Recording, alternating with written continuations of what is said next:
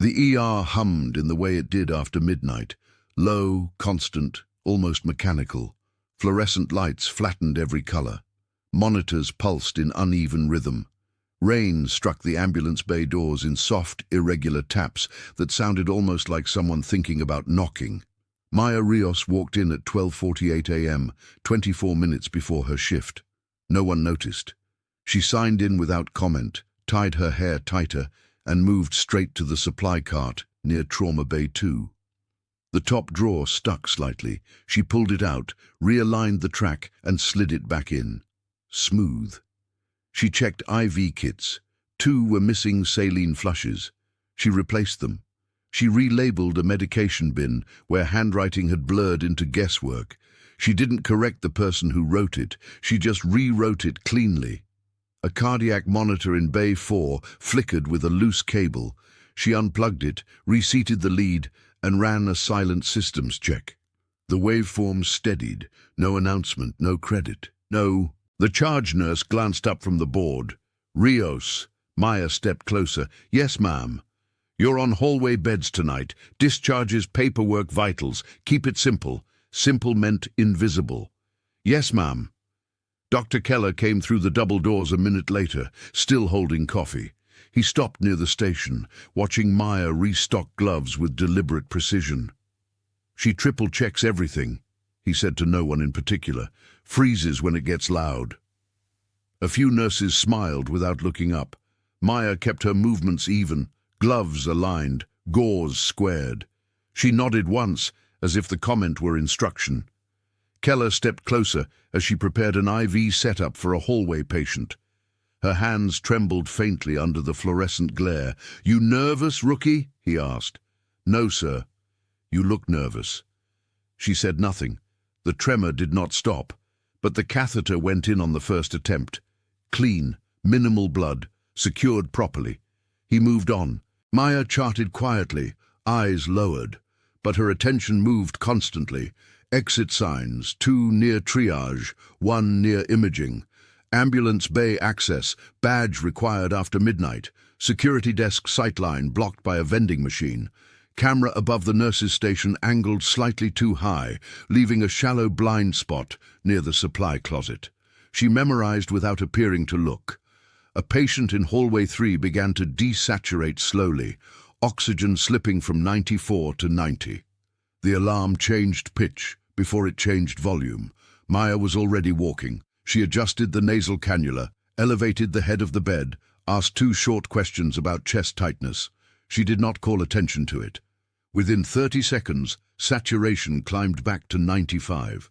"Good catch," the charge nurse said absently. Maya nodded once and returned to paperwork. In Trauma Bay 1, she paused longer than necessary while dropping off extra saline bags. Her eyes swept the ceiling corners, the overhead light mount, the suction canister placement, crash cart proximity to the door. Her fingers brushed the wall beside the entrance as if checking paint. It was not paint, it was distance. The security guard on rotation leaned against the counter, arms folded loosely. "You're too soft for nights," he said, almost kindly. "This place chews people up." Maya gave him a small smile. "I'll try to keep up." He laughed lightly. "Don't try. Just stay out of the way when it gets real." She nodded again. At 1:07 a.m., the TV mounted near triage shifted to a news update. A manhunt, armed suspect, last seen 3 miles from downtown. Rain-slick footage of flashing lights. Maya reached up and muted it, then turned it off. No one objected. She moved back to the supply closet, closed the door softly, and stood still for 3 seconds. Her breathing adjusted. In the quiet, she reached into the small inner pocket of her bag. A worn coin rested there, edges dulled, insignia barely visible unless you knew what you were looking at. Her thumb traced its surface once, then she slipped it back inside and zipped the pocket closed. When she returned to the floor, nothing about her posture had changed. At 1:12 a.m., the overhead radio cracked softly from the charge desk. "Inbound, unnamed mail, limited paperwork, escorts present." The tone wasn't urgent, but it was different. Keller glanced up. "Another VIP headache," he muttered. "Keep it smooth." Maya's hands stilled for half a second. Unnamed. Escorts. Rain outside intensified, hitting the ambulance doors harder now. She adjusted a supply cart 2 inches to the left. No one noticed. But her eyes moved once more. Door, hallway, camera, ceiling. Old habits. Old. Still there. The ambulance did not arrive with sirens. It rolled in under the rain, lights dimmed, engine steady. The back doors opened without shouting. No chaotic transfer, no shouted vitals. Controlled. 2 men stepped out first. Civilian jackets, neutral colors, no hospital badges. They moved before the stretcher did, one scanning the parking lot, the other already watching the entrance. Maya stood near triage, clipboard in hand. She did not stare. The stretcher came through the sliding doors at 1:18 a.m. "John Doe," one escort said. "We'll provide identification later." The paperwork was thin. Basic vitals, no full history, no insurance card clipped to the edge. Dr. Keller walked forward immediately, irritation already in his posture. "Vitals?" he demanded. "Stable enough," the escort replied. "We need discretion." Keller exhaled sharply. "This is a hospital, not a private clinic." He gestured toward Trauma Bay 3. "Let's move. We'll sort out the paperwork after." Maya stepped aside as the stretcher passed, but her eyes moved. The escorts did not walk like civilians. Their strides were even, weight distributed toward the balls of their feet. One kept a half step behind the other, maintaining angle coverage. Their hands were relaxed, but not loose. The man closest to the wall had a clear acoustic earpiece tucked into his right ear, nearly invisible unless you were looking for it. Maya was. The patient lay still. He wore civilian clothing cut open at the chest. A pressure dressing covered his left side. His breathing was controlled, too controlled for the amount of visible injury. Pain usually disrupts rhythm. His did not. Inside the trauma bay, monitors were connected quickly. Blood pressure slightly low, pulse steady but guarded, oxygen adequate. Keller began issuing orders. "CBC, CMP, portable chest X-ray, let's move." One escort stepped closer to the bed. "We need limited staff in the room." "You don't get to run this," Keller replied flatly. Maya adjusted the blood pressure cuff, eyes scanning the exposed torso. There were contusions near the ribs, a faint abrasion across the clavicle, no visible exit wound. The story on the sheet read, "Fall injury." It did not look like a fall. The skin around the dressing held a pattern she recognized, compression, not impact. The bruising radiated in a way that suggested force transmitted through gear, not pavement. The patient's jaw was set, his breathing measured, his eyes closed, but not unconscious. Maya leaned slightly closer, her voice low. "Sir, can you tell me where the pain is strongest?" He did not open his eyes. "Left side," one escort answered for him. Maya did not look at the escort. She watched the patient's throat, swallow reflex intact. No grimace when ribs were palpated lightly, but a flicker near the diaphragm, internal pressure. The monitor beeped softly. Keller continued, "We'll get him upstairs once imaging is done." The escorts exchanged a brief glance. Maya adjusted the oxygen cannula again, though it did not need adjusting. Then she asked one question. "Was there blast overpressure?"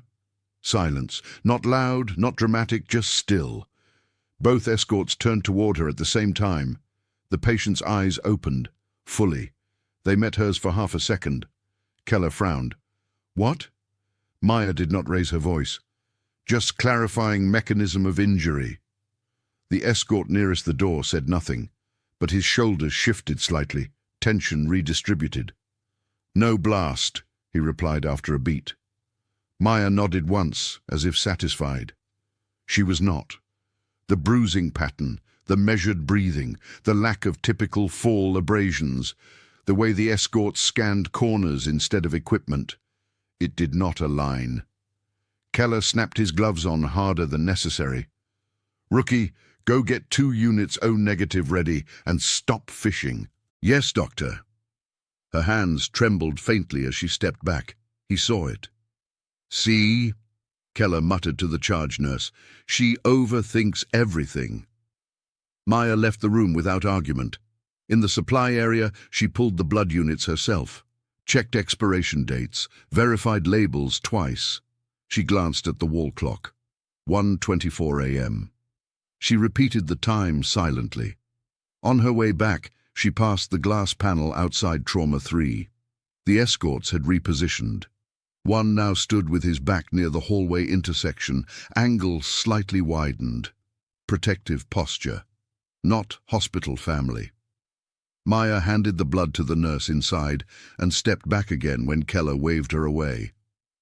"Fetch more saline," he said, "and try not to slow us down." "Yes, doctor." She walked toward the supply closet once more. But before entering, she turned her head slightly, just enough to see the reflection in the glass. She memorized the escorts' faces. Jawline, scar near the left eyebrow of the taller one, the slight stiffness in the right wrist of the other. She noted the earpiece brand, clear coil. Then she looked at the clock again. 1:26 a.m. She filed the time and went to get the saline. Maya pushed the saline pole back into Trauma Bay 3 without looking hurried. Her hands were steady enough now. The rain pressed harder against the ambulance bay doors, a low rhythm beneath the fluorescent hum.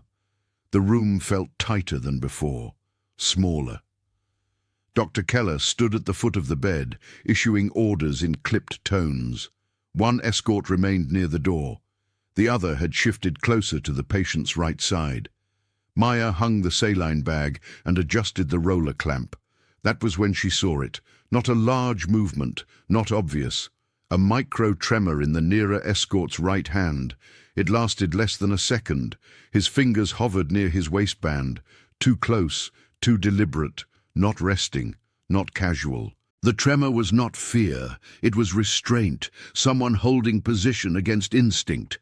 Maya lowered her gaze as if focused on the IV line. Her peripheral vision sharpened. The escort's wrist flexed once. Subtle, testing space. Her breathing slowed. She had seen that before. Anticipation without permission. She did not look at the patient immediately. Instead, she reached for a strip of surgical tape and wrapped it around her glove cuff, tightening it as if it had come loose. But she wrapped it twice. Pause, then once more, slightly angled.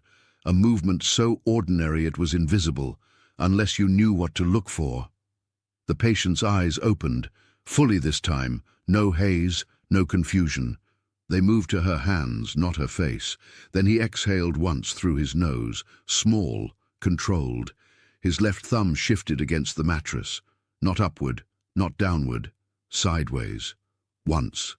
It could have been pain. It was not. Maya did not acknowledge it. She reached to reposition the blood pressure cuff, speaking softly. "Pressure's drifting," she murmured. Keller snapped back. "I can see that." She nodded and adjusted the monitor cable instead. The escort by the door had gone still. The other one's tremor had stopped. Now his jaw tightened slightly. They had noticed. They had not expected a third party in the room who spoke a language without words. Maya stepped toward the foot of the bed. The stretcher was angled slightly toward the hallway entrance. Anyone standing near the door had a clean line of sight to the patient's torso. She moved the supply cart half a foot to the left. It looked accidental. Then she shifted the stretcher's wheels under the pretense of checking the brake. The bed rotated a few degrees. The patient now faced the interior wall instead of the doorway. Keller turned sharply. "What are you doing?" "Just adjusting for imaging access," Maya replied quietly. He scoffed. "You're fussing." "Yes, doctor." She stepped back again, but the new angle changed everything. The escort nearest the waistband had lost his clean view. He repositioned slightly. The other escort saw it too. Their eyes met for a fraction of a second. Something was off. They had accounted for hospital staff. They had not accounted for her. Keller returned to charting orders on the screen. "Get radiology moving," he muttered. "We're losing time." Maya moved to the opposite side of the bed. She checked the dressing again, fingers light. Under the gauze she felt tension, not active bleeding but pressure building beneath muscle. She leaned closer to the patient's ear. "Stay with me," she said. "Nothing dramatic, just even tone." His eyes flicked once toward the escort near the door, then back to her. Micro-communication. She straightened and adjusted the overhead light slightly downward. The room grew dimmer near the entrance, brighter over the patient's midsection. If someone stepped forward suddenly, their silhouette would flare. Keller noticed the light shift. For the love of, stop rearranging things. "I thought it would help imaging clarity," she answered. He waved her off with irritation. The escorts had not moved, but their posture had changed, less casual now, more alert. Maya felt her own pulse rise, not panic, calculation. She catalogued distances, 3 steps from her position to the wall-mounted oxygen port, 5 steps to the crash cart, 2 to the stretcher brake. The security guard outside passed by the hallway window, unaware. Maya's face remained neutral. Her breathing shifted deeper into her diaphragm. Checklist, exit routes, angles, hands, waistband, door. Patient vitals steady, for now. She stepped back to the monitor and watched the heart rhythm. Stable, but the room was not. The escort near the waistband flexed his fingers again. Not tremor this time. Preparation. Maya adjusted her glove once more. No signal this time, just readiness. Keller muttered something about rookies needing to stay in their lane. She did not respond. The patient's gaze never left her. Not pleading, assessing. Behind her calm expression, her mind moved faster. Who are they really protecting? Who are they waiting for? And why did that tremor happen before anyone else noticed? She inhaled slowly, exhaled, and waited. Dr. Keller did not look up from the monitor when he gave the order. "Push 10 of hydromorphone. Now, we need him still." The patient's blood pressure was already drifting low. 88 systolic, heart rate climbing, skin pale under the fluorescent wash. 10 milligrams would quiet him. It would also erase the compensatory drive, keeping him upright. Maya's hand paused over the medication drawer. 1 beat, not rebellion, calculation. "Doctor," she said evenly, "confirming dose, 10 milligrams of E-push." Keller's head snapped toward her. "Yes, that's what I said." "Given his current pressure," she added, voice level, "do you want to consider titration?" The room shifted. It was a simple question. Clinical, no accusation. Keller heard challenge anyway. "I do not need a rookie nurse coaching pharmacology," he said sharply. "Give the medication as ordered." Silence from the escorts. Silence from the charge nurse in the doorway. Maya nodded once. "Yes, doctor." She drew up the medication. Her hands did not tremble now, but she did not push 10. She adjusted the syringe pump instead, set it for a slow titration. 2 milligrams first.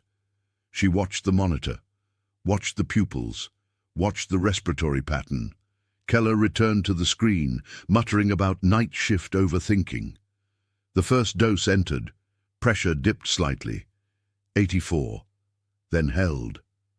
The patient's jaw unclenched, but his eyes remained sharp, still tracking. Maya glanced at the allergy chart. Nothing flagged, but the intake documentation was thin. She rechecked wristband ID, confirmed verbally. No reaction. She turned slightly, shielding the monitor from the doorway view as she adjusted oxygen flow by 1 liter. Small moves, controlled, not visible to anyone not looking for them. Keller pivoted back. "Why is that not in yet?" "It is," she replied. "Titrated." His jaw tightened. "You will follow direct orders." "I am," she said quietly. The escort near the door shifted his stance again. The patient's gaze flicked between them. Assessment, not fear. Keller stepped closer to the bed, looming. "If you undermine me again, I will have you written up before sunrise." Maya met his eyes for a fraction of a second. No defiance, no apology, just presence. "Yes, doctor." She adjusted the infusion rate another increment. Pressure stabilized at 92. Respirations remained intact. Keller exhaled through his nose and turned away, assuming compliance. The patient's eyes remained on Maya, not gratitude, recognition. He had seen the choice. She did not acknowledge it. The wall phone rang sharply. The charge nurse answered, face tightening as she listened. She covered the receiver. "Administration, they want the John Doe moved upstairs. VIP protocol." Keller straightened immediately. "Good. Clear this room. We don't need spectators." The charge nurse listened again, then frowned. "They said no police presence. Keep it quiet. Discreet transfer." Maya's hand stopped on the bed rail. "No police. Keep it quiet. For a patient escorted by two men who refused names. For a man whose vitals did not match the paperwork. For a situation already bending protocol." The words did not fit. Her eyes hardened, only slightly. Enough. Keller did not hear it as wrong. He heard status. "Perfect," he said. "Get transport ready. No hallway delays." The escorts exchanged another brief glance. Maya noticed. The patient noticed. She stepped closer to adjust the IV line again. Under the motion, she whispered, barely audible, "Pressure stable." The patient's fingers flexed once against the sheet. Confirmation. Keller was already dictating transfer notes loudly, eager to move the case beyond his responsibility. Maya's mind moved through contingencies. Upstairs meant narrower hallways, less visibility, more controlled access points. If something was wrong, it would unfold there, not here. She stepped back from the bed and documented carefully. Time stamps precise. Medication titration noted. Pressure trends recorded. No commentary. Only fact. Keller hung up from a second call and turned to her. "Prep him. We're moving." "Yes, doctor." She moved to comply, but her breathing had changed again. Deeper, measured, and behind the calm exterior, the checklist resumed. Who benefits from no police? Why the rush? And who, exactly, is this man to them?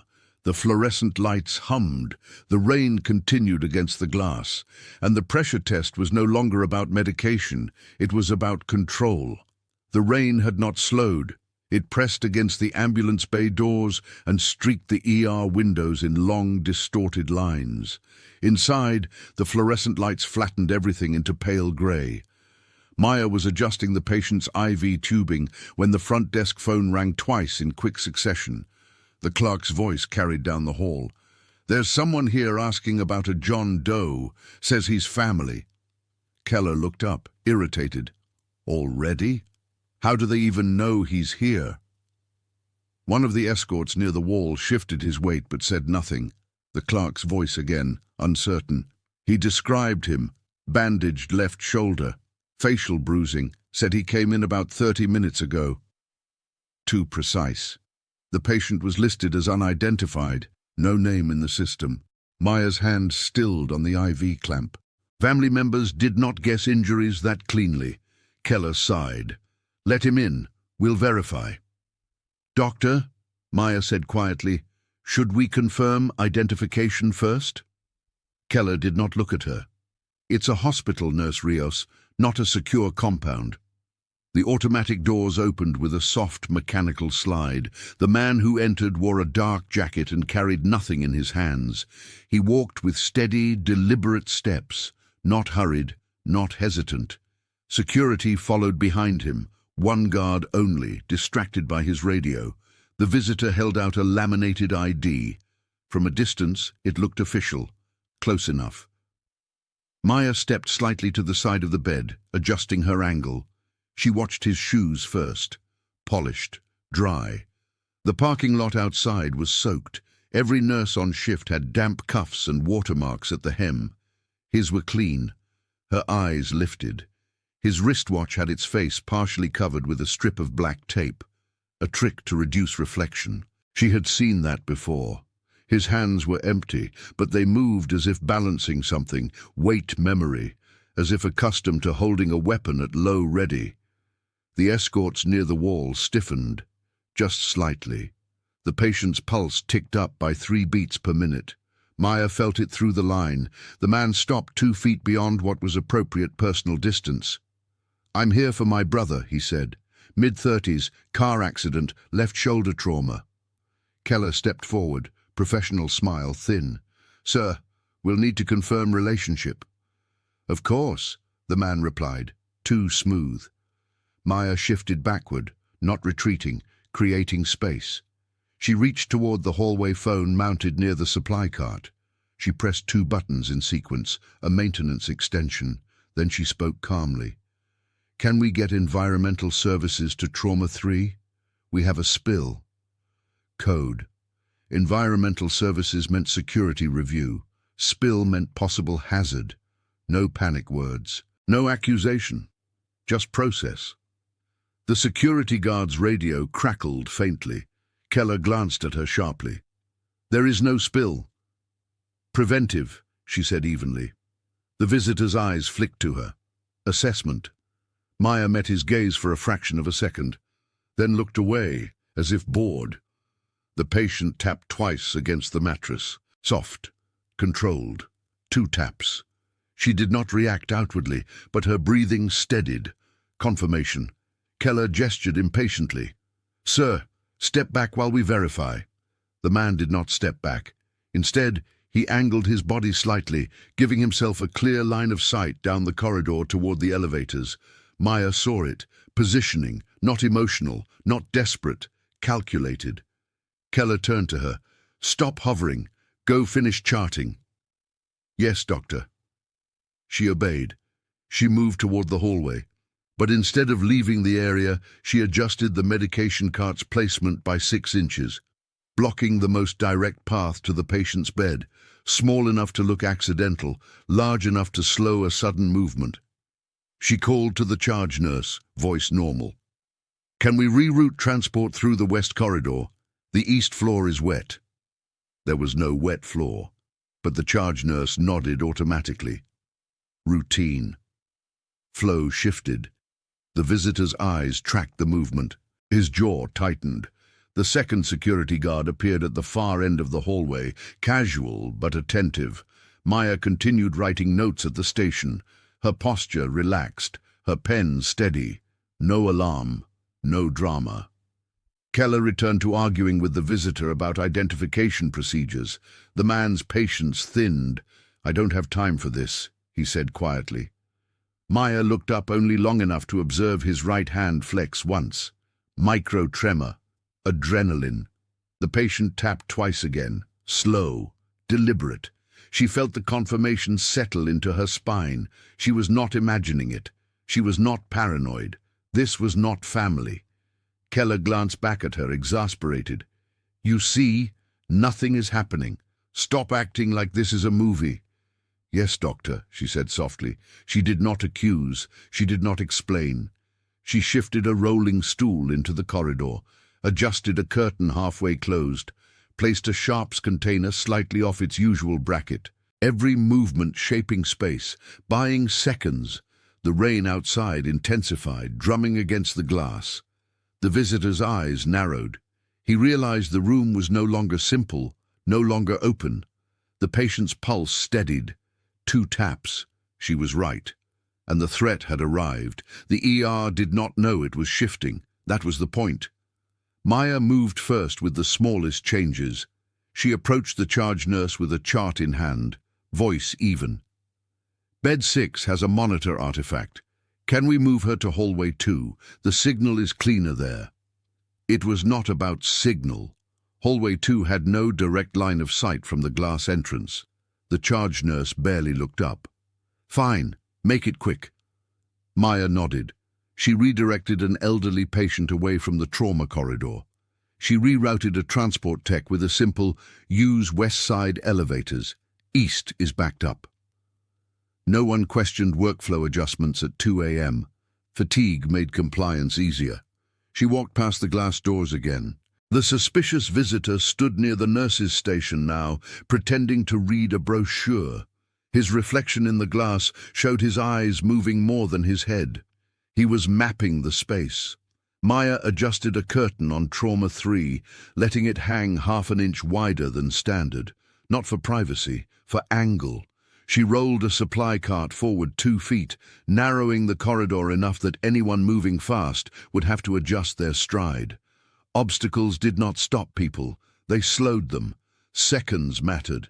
She approached the respiratory therapist. "Can you bring the portable oxygen tank into Bay 4? The wall line flickered. It had not flickered, but the tank would block another line from the entrance. The therapist complied without suspicion. Maya's movements were steady, measured. Inside, she was counting. Doors, distances, angles. The suspicious visitor drifted closer to the restricted badge door that led to the imaging corridor. He tested the handle once. Subtle. Then again. A nurse nearby frowned. "That's staff only." He smiled politely. "Just looking for a restroom. There's one by the waiting area." He did not move immediately. He was gauging. Maya stepped to the charge desk. "Can we turn off camera 3? She asked lightly. "The monitor's flickering, it's distracting." The charge nurse glanced at the small bank of hallway screens. Camera 3 showed the east corridor, the one the visitor kept studying. "Maintenance again?" the nurse muttered. "Probably," Maya said. The screen went dark. From the visitor's angle, it would appear the hospital had blind spots. In truth, security still had feed access in the back office. But anyone watching from inside the ER would now think visibility was reduced. Information was a weapon. Maya limited his. She retrieved a bright yellow wet floor sign from the supply closet. There was no spill. She placed it near the entrance of the trauma corridor, not blocking the way, just enough to draw the eye. Anyone rushing would hesitate for half a beat. Anyone watching would notice the shift in pathing. The visitor's gaze flicked to it immediately. He was tracking change. Keller strode back into the trauma bay, irritated. "This is ridiculous," he said. "We're transferring John Doe upstairs. VIP protocol. Clear the hallway." Maya felt the tension tighten behind her ribs. Upstairs meant elevators, glass hallways, long corridors, less control, exactly what the visitor wanted. Keller pointed at her. "Nurse Rios, prep transport, now." "Yes, doctor." She turned toward the patient's bed. The SEAL commander's eyes were open again, not wide, not panicked, watching. 2 taps against the mattress. She leaned in as if checking his IV. "Pain level?" she asked clinically. "Manageable," he murmured. His breathing was steady. His gaze cut toward the corridor. He understood the movement outside. Maya straightened. She checked the IV tubing again, slower than necessary. If she obeyed immediately, they would roll the bed straight past the visitor. If she resisted openly, Keller would override her and move faster. She chose the third option. Quiet delay. "His pressure dipped to 90 systolic, she said calmly. Keller frowned. "It's 88. "Now 90, she replied. It was true, barely. Transport now could destabilize him. Keller exhaled sharply. "You are not making this call." "No," she said evenly. "I'm reporting a vital sign." He hesitated. The room's rhythm shifted. The visitor moved closer to the corridor entrance. Security was now positioned near the waiting room, unaware of the internal tension. Maya adjusted the bed rail, tightened the IV clamp, and leaned closer to the patient's shoulder. "Stay with me," she whispered, low enough that only he could hear. Not emotional, directive. She stepped back and addressed Keller again. 5 minutes to stabilize before movement, she said. Keller glared. "You're overstepping." "Yes, doctor." She did not argue further. She simply continued checking lines, resecuring tape, adjusting the monitor, buying time. The visitor's posture shifted. He was losing patience. He took 1 step toward the trauma corridor. The wet floor sign caught his peripheral vision. He slowed just enough. Security noticed the movement. One guard repositioned casually. Maya felt the decision settle, obey the order, or protect everyone. She looked at Keller, then at the patient, then at the corridor. "I recommend holding transfer," she said quietly, "until imaging clears the bleed risk." Keller opened his mouth to snap, but the patient's monitor beeped once, irregular, small, real. Keller's eyes flicked to it. That hesitation was enough. Maya had chosen, not loudly, not dramatically. But the hallway did not move, and the lockdown, invisible and deliberate, held. Maya stood at the workstation with the transfer packet open in front of her. She filled in the patient ID block carefully. Then she wrote the wrong transport code. Not wildly wrong. Just enough that the upstairs unit would reject it and send it back for clarification. A small administrative error, the kind rookies made. She attached the imaging request without the physician's signature flag. Another delay. 3 minutes, maybe 5. In trauma, that was a lifetime. Behind her, Dr. Keller's voice cut through the corridor. "Why is transport not here yet?" Maya did not turn immediately. "I'm finalizing the documentation," she said. "You had one job." He stepped closer, snatching the clipboard from her hands. His eyes scanned the form. "You didn't even input the correct transfer designation." He looked up, anger sharp and public. "This is exactly why I don't let you handle critical cases. You freeze, you make mistakes." Several nurses glanced over, then away. Keller did not lower his voice. "You are unsafe, Maya. Do you understand that? Unsafe." She kept her posture neutral. "Yes, doctor." He leaned closer. "If this patient crashes because you delayed transfer, that is on you. I will personally recommend termination." "Yes, doctor."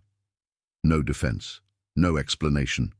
Defending herself would require explaining why she delayed.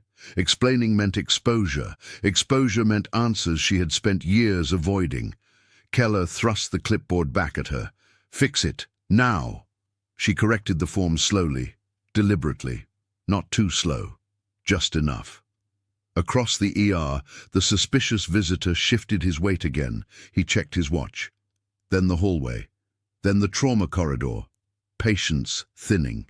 He began walking, not fast, but direct.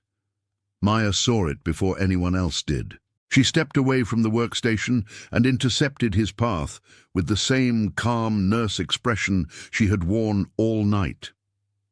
"Sir," she said gently, "that corridor is restricted." He stopped a foot from her. Up close, she could see the tension in his jaw. "You're transferring someone," he said quietly. "I need to see him before he goes." "Only authorized personnel," she replied. Her tone remained clinical, polite, non-accusatory. His eyes flicked toward the trauma bay. "You don't understand," he said softly. "This concerns me." "I understand," she said, "but you can wait in the family area." He stepped closer, close enough that she could smell the faint metallic scent beneath his cologne. Not hospital, not civilian. His voice lowered further. "You are in the way." It was not loud, not dramatic, just a fact. Maya did not flinch. Her breathing stayed slow. "Then you can walk around me," she said calmly. But she positioned herself half a step to the left, blocking the angle toward the trauma corridor without looking like she was blocking it. His gaze dropped briefly to her hands. No tremor now. Her eyes sharpened, just slightly. Not hostile. Alert. He tested her. "You're new here," he said. "You don't want trouble." "I want patients safe," she replied. He studied her face, trying to see if she was bluffing, trying to find fear. There was none he could use. Behind the curtain, a soft groan cut through the air. The SEAL commander shifted. Pain broke through whatever control he had been maintaining. His hand pressed against the mattress. He tried to push himself up. Maya heard it immediately. Her attention snapped back to the bay. "Sir," "Excuse me," she said to the visitor. She stepped past him before he could react. Inside the trauma bay, the commander's oxygen line tugged as he tried to rise. His jaw clenched against the pain. Maya reached him in 2 strides, one hand firm against his shoulder, the other adjusting the oxygen mask. "Stay down," she said quietly. Not a plea, an order. His eyes locked onto hers, focused, aware. Pain flickered through them, but did not override comprehension. She leaned closer. "Not yet," she murmured. His muscles resisted for half a second, then eased. He sank back against the mattress. Keller stormed into the bay. "What is happening now?" "He's compensating," Maya said evenly. "Pain spike, pressure still marginal." Keller checked the monitor. The numbers wavered but held. He exhaled sharply. "Transport now," he ordered again. Maya nodded. "Yes, doctor." She adjusted the IV line once more, fingers precise. Outside the curtain, she could feel the visitor's presence still hovering near the corridor entrance. Waiting, watching. The cost of being right was humiliation, public doubt, threat of termination. She accepted all of it, because the alternative was movement, and movement meant exposure. She looked down at the commander again. His hand shifted slightly, 2 slow taps against the mattress. Confirmation. She met his gaze. One brief nod. No one else noticed. The corridor remained blocked. The paperwork was now correct. Transport had been delayed just long enough. Maya stepped back into the hallway, standing between the trauma bay and the world beyond it. Calm, unapologetic, and fully aware that if this failed, she would be the first name written in the incident report. The visitor moved before anyone else understood he had decided to. His hand slipped inside his jacket. Not dramatic, not raised high, just a fast, efficient motion. Metal flashed once at waist level, compact, controlled, angled toward the trauma corridor door keypad. Not to shoot blindly, to gain access. Maya saw it in the reflection of the glass before she saw it directly. Her body did not react with speed. It reacted with placement. She stepped half a pace to the right, shifting the line between the weapon and the hallway. "Sir," she said, one word, "flat." He glanced at her, the muzzle tilted slightly, not at her chest, at the door. Access. That was the objective. Not panic, not spectacle, a surgical move. Maya did not lunge, did not scream. She shifted her weight forward and angled her left shoulder, narrowing his field of view. Her voice lowered. "Don't." It was not loud. It was not emotional. It was command tone, short, precise. His finger hesitated against the trigger guard. Just a fraction. Enough. Inside the trauma bay, the SEAL commander's eyes opened fully. One look at the man's stance, at the angle of the wrist, at the target selection. He understood, not a random attacker, not unstable, mission-oriented. Maya held eye contact with the visitor. "You don't want this here," she said quietly. Behind her, Keller finally saw the weapon. "What are you doing?" he shouted. "Security, he's got—" His words collided with each other. Nurses froze, a monitor alarmed, high and shrill. Security, slow to register the escalation, began running from the far desk. Too far, too exposed. The visitor adjusted his grip. Not wild, controlled. He began to sidestep toward the door. Maya moved with him, not blocking directly, redirecting. Her left hand reached for the crash cart handle beside her. She pulled it half an inch, just enough that one wheel locked at an angle, obstacle subtle. The corridor narrowed. "Back," she said. One word. Flat. To the nurses behind her. They obeyed before they understood why. Keller kept shouting, "Get down! Get down!" Wrong command. Panic spreads. Maya cut through it. "Lights off in Bay 3. Her tone did not change. One nurse reacted instantly. The trauma bay lights dimmed.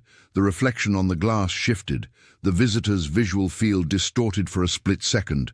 The commander tapped once against the mattress. Maya heard it. He shifted his oxygen mask deliberately, creating a sharp hiss. Distraction. The visitor's eyes flicked toward the sound. Maya stepped inside his peripheral vision and angled her body so the weapon now pointed slightly downward rather than forward. Not force, geometry. Security finally rounded the corner, weapons drawn but uncertain. "Drop it!" one of them yelled. Too loud, too aggressive. The visitor's shoulders tightened. Finger pressure increased. Maya saw it. "Hold," she said, not to the gunman, to security. They froze, confused, but they froze.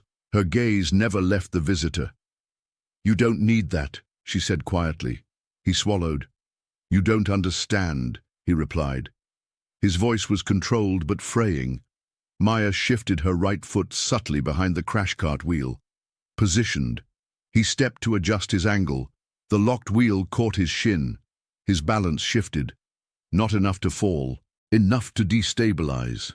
In that moment the commander moved, not standing, not charging. He swung the IV pole deliberately toward the visitor's wrist.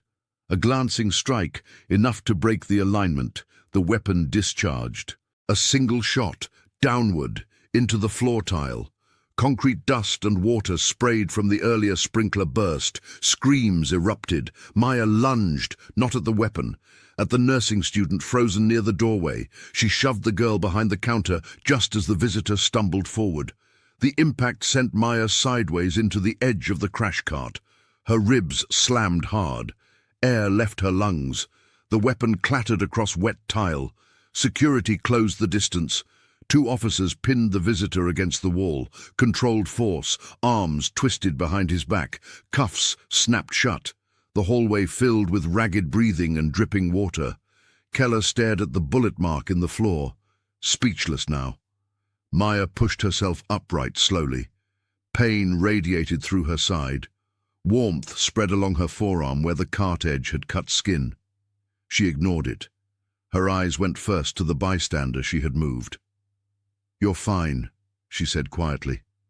The student nodded, shaking. Inside the trauma bay, the commander watched her. Assessment complete. He gave the smallest nod. Not gratitude, recognition. Security hauled the restrained man to his feet. The mask was gone. The visitor persona dissolved. No more pretense. The hallway lights flickered back on. Water dripped from ceiling tiles. Keller began speaking again, trying to reclaim authority. Maya didn't listen. She pressed gauze against her arm without looking at it. Her breathing was controlled, slow, even. The cost had landed. Bruised ribs, cut skin, adrenaline fading into ache. But the corridor was intact. No one else was bleeding. She stepped back into the trauma bay as if nothing had happened, as if this had been another routine adjustment in a long shift. The masks had slipped, and she had not needed to shout once. By 3:10 a.m., the ER no longer sounded like chaos. It sounded like aftermath. Water still dripped from ceiling panels where the sprinkler had burst. A single floor tile lay cracked and dark where the bullet had struck. Security tape framed the impact site. Police officers moved in slow, methodical arcs, taking photographs, measuring angles, asking short questions. No one raised their voice anymore. The shock had burned off. Now came paperwork. Maya sat on a plastic chair near the nurse's station, gauze wrapped around her forearm, ribs tight under her scrub top. A patrol officer knelt slightly to keep his tone level with hers. "Walk me through it again." She did. No embellishment, no heroics. At approximately 2:02 a.m., the individual produced a concealed firearm. He oriented toward the trauma corridor access panel. I stepped between him and the keypad. I repositioned equipment to narrow the corridor. The weapon discharged into the floor during a struggle initiated when the IV pole struck his wrist. The officer wrote it down. "You engaged him physically?" "I redirected movement. Security applied restraints." Nothing more. Across the station, Dr. Keller was speaking louder than necessary to a hospital administrator in a pressed blazer who had arrived too quickly for that hour. "She obstructed the hallway," Keller said. She interfered with the response. If she hadn't stepped in, security could have had a clear line. The administrator frowned. So you're saying... I'm saying a rookie nurse escalated a volatile situation. Maya did not look up. She pressed fresh tape over the gauze. Inside Trauma Bay 2, the SEAL commander lay propped slightly upright now. His identity had been confirmed. Real name, real rank, real clearance levels that shifted the temperature of every conversation within 100 feet. 2 plainclothes agents stood near the doorway. Not loud, not threatening, present. An officer approached the bay with a small recorder. "Sir, can you confirm what you observed?" The commander's voice was rough but steady. The nurse prevented a fatal escalation. No adjectives, no drama. She positioned herself between the shooter and the corridor. She issued verbal commands that stabilized the scene. She prevented crossfire. The officer nodded. Did her actions endanger staff? A pause. Measured. No. The word carried weight because of how little else he offered. At 4:06 a.m., a phone rang at the administrative desk. Not the public line. The internal extension reserved for executive escalation. The administrator straightened. Yes. A long silence. Her expression changed almost imperceptibly. Yes, sir. Understood. She hung up slowly. Across the desk, Keller waited. What did they say? She didn't look at him. They said, do not terminate that nurse. Keller blinked. Terminate? I was documenting. They were very clear. The administrator's tone shifted from defensive to cautious. Her employment status is not to be altered, effective immediately. Keller's jaw tightened.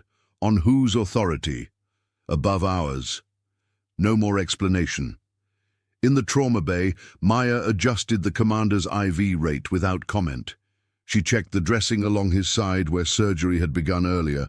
Her movements were precise, despite the stiffness in her ribs. You should sit, one of the agents said quietly. I'm fine, she replied. Her voice held no edge. Has the intern been cleared? She asked instead. Yes. And the student nurse? Minor bruising. She nodded once. Priority order restored. Keller entered the bay with a tablet. We need to discuss your deviation from standard protocol. Maya met his eyes briefly. I followed immediate threat mitigation procedures. You disobeyed a physician's instruction. I prevented a firearm from reaching the corridor. The exchange was calm, level. The commander watched without intervening. Keller hesitated. The room no longer responded to him the same way. The agent stood straighter when Maya spoke. The charge nurse did not look down anymore. The chain had shifted, quietly. By 5:30 a.m., statements were signed. Security footage archived. Maintenance crews replaced the shattered tile. The official narrative began forming in hushed voices near the admin desk. Isolated incident. Rapid response. No injuries. Maya washed her hands at the sink for a long moment, watching diluted blood spiral down the drain. The adrenaline tremor had begun to surface, small, contained. She dried her hands carefully. The administrator approached her. You're requested to report to the executive floor at 8 a.m. Maya looked at the clock. That was less than 3 hours away. For what purpose? She asked. The administrator hesitated. CEO request. No warmth, no reassurance, just procedure. Maya nodded. Understood. She signed out of the immediate trauma assignment and moved to check on a hallway patient with chest pain, the same worst assignment she'd had at the start of the shift. She adjusted the patient's blanket, checked the monitor leads, spoke softly about breathing patterns, routine, as if the night had not fractured around her. Behind her, Keller stood near the nurse's station, unusually silent. He opened his tablet, closed it. For the first time since she arrived, he did not have the final word. Maya did not interpret the CEO request as gratitude. Hospitals protected themselves first. Always. She expected formal reprimand, possibly suspension, possibly termination once headlines settled. Her ribs ached when she inhaled deeply. She did it anyway. Discipline over ego.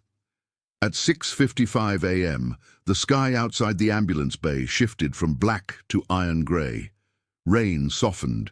Inside, the fluorescent hum continued. Maya gathered her chart notes, straightened her badge, and prepared to walk upstairs, expecting consequences, not applause. And not once did she look back at the bullet mark in the floor.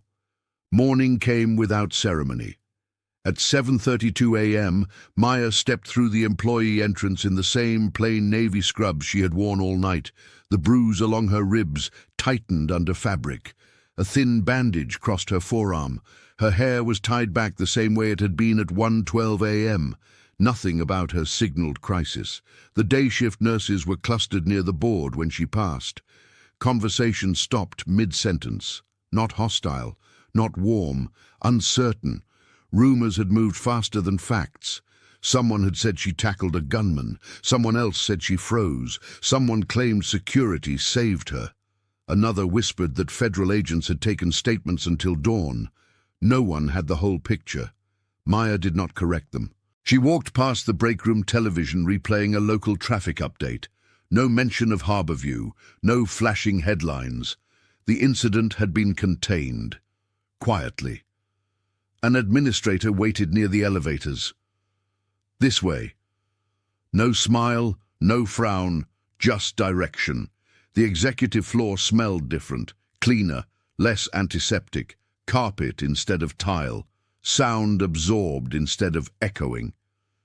Maya followed without adjusting her pace. They stopped outside a glass-paneled boardroom. Through the frosted edge, silhouettes moved inside. The door opened before the administrator could knock. The CEO stepped out. He was older than she expected. Grey at the temples, jacket off, shirt sleeves rolled. He looked at her for one measured second.